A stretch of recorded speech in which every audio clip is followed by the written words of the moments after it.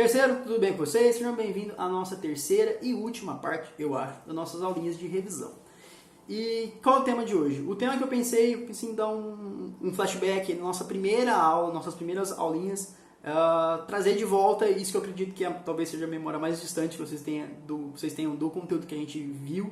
E que tema é esse então? Nossas primeiras aulinhas foram sobre as primeiras civilizações. Então, vamos lá.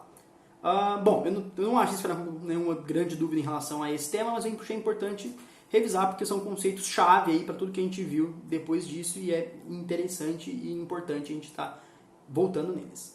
Bom, se temos as primeiras civilizações, já é uma consequência de um grande evento que aconteceu na história da humanidade, esse evento chamado de Revolução Agrícola.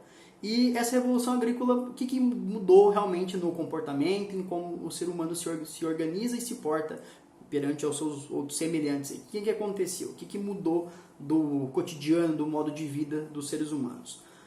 Bom, antes da Revolução Agrícola, os seres humanos viviam da caça e da coleta e eram principalmente nômades. Então eles faziam pequenas travessias aí, pelo menos os historiadores eles têm um consenso que eles não viajavam grandes travessias, grandes distâncias, mas essas pequenas distâncias eles viajavam em busca principalmente de alimentos, segurança, conforto e etc. Uma noção básica de sobrevivência.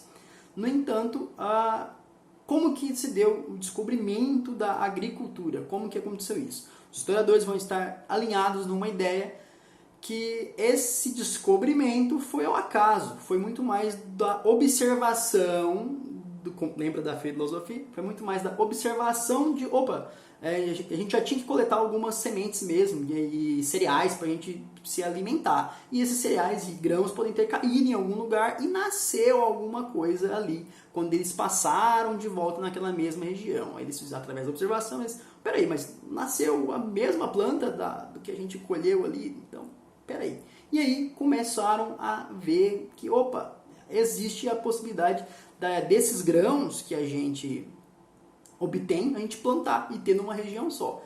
Então, o que aconteceu? Com isso, o ser humano perde a necessidade de estar constantemente caçando, constantemente coletando e justamente ter que viajar dessas pequenas travessias em busca de alimento. Então ele vai se assentar, vai ter um lugar que ele vai ficar em um pequeno grupo de pessoas e outros grupos de pessoas vão estar teoricamente juntos ali, não necessariamente no mesmo espaço, mas a grande mudança é que agora acontece não preciso mais estar viajando, agora eu posso ficar nesse lugar que eu tenho alimento, segurança, consigo ficar organizado aqui.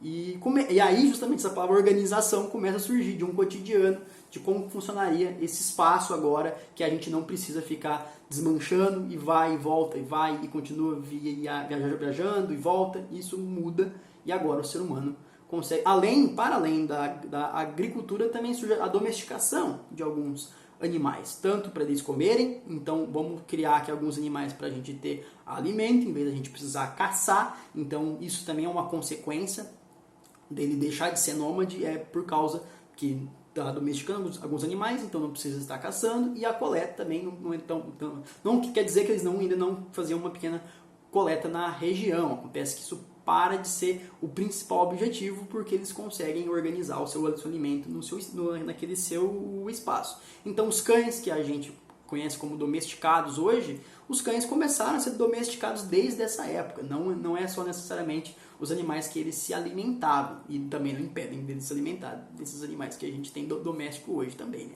Mas, enfim, essa a ideia principal, que agora o ser humano começa a se assentar, e somente com esse deixando de ser nômade que possibilitou acontecer o começo, os primórdios dessas primeiras civilizações. Então, civilização, por seu próprio nome diz, tanto que é um termo que recentemente foi ressignificado e é o mais usado, eu diria, que é o de um historiador brasileiro, Ciro Flammarion Cardoso, que ele vai dizer que civilização geralmente quer dizer que esses seres humanos daquele lugar compartilham de alguma coisa, seja de uma identidade social, de um cotidiano, de uma religião e de alguma coisa. Tem que ser algo ser compartilhado para se identificar uma civilização.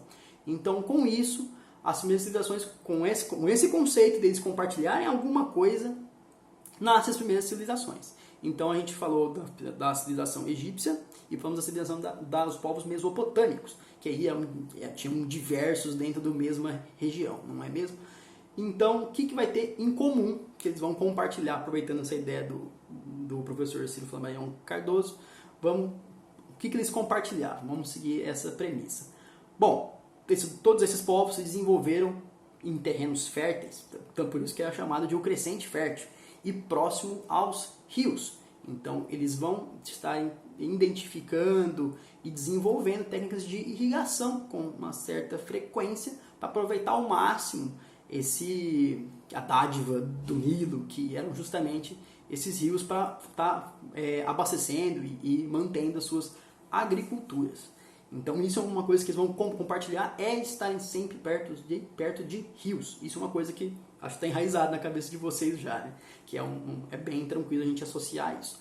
Mas outras coisas, outros feitos a gente vai estar associando e dando crédito para esses povos. Com os seres humanos agora deixando de ser nômades, começa o comércio entre esses povos, entre esses povos qual vai se destacar por ser grandes comerciantes, mercadores, são os povos, é o povo fenício, perdão, falei errado, é o povo fenício, e que com isso vão estar surgindo os primeiros números que a gente conhece aí para fazer justamente essas transações, mas principalmente o alfabeto fonético. Então, a escrita, que já vai aparecer como cuneiforme em muitos povos mesopotâmicos, aqui vai estar simplificada e vai estar muito parecida com o alfabeto fonético, que vai ser justamente muito parecido com o alfabeto russo em algum momento aí, e o nosso alfabeto fonético também. Então, essa escrita tinha como objetivo facilitar essas transações. Então, podemos dizer que essa escrita foi a primeira grande coisa compartilhada entre esses povos pelo bem que a transação acontecesse de forma simples, uma vez que esses povos, por mais que eles estão na mesma área, a gente já viu que tem diversos povos que às vezes não cultuam nem os mesmos deuses, e cada cidade-estado tinha sua liberdade para ter um deus. A gente já falou de deuses que tinham em comum os povos mesopotâmicos, como o deus Baal e a deusa Balat, que seria a senhora e o senhor, não respectivamente. Mas então, essa grande compartilhamento de informação pelo comércio com os povos fenícios vão dar origem à nossa escrita, esse sistema de comércio que vai estar nascendo aí. Então, isso é a grande herança dos povos mesopotâmicos que a gente tem de mais próximo que a gente vê no dia a dia. No entanto, lá no Egito não quer dizer que a escrita deles também não foi aquele tipo de escrita. Acontece que os hieroglifos não tinha a mesma intenção. Os hieroglifos, por exemplo, vão estar ilustrando fatos e eventos importantes, mas não no dia a dia. Tanto que quem tinha o conhecimento eram os escribas, os egípcios, que tinham uma grande... dentro da casta social egípcia, eles ocupavam um lugar bem acima. A escrita era para poucos. Então pode ver como que é diferente o sentido de se ilustrar e se escrever algo nos dois povos. Mas uma herança do povo egípcio, além da arquitetura egípcia, que é reconhecida em qualquer lugar, esse tipo de arte, né?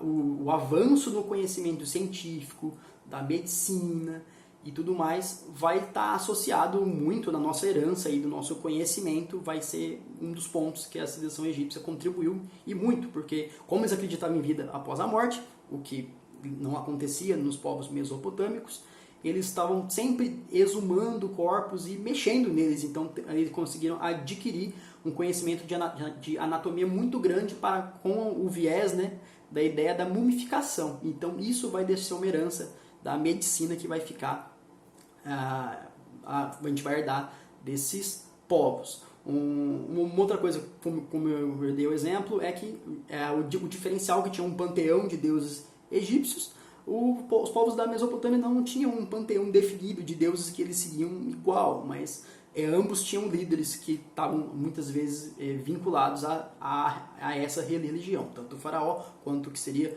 o rei dos povos mesopotâmicos. Então, especialmente o faraó vai estar sempre vinculado como representante direto do divino na Terra.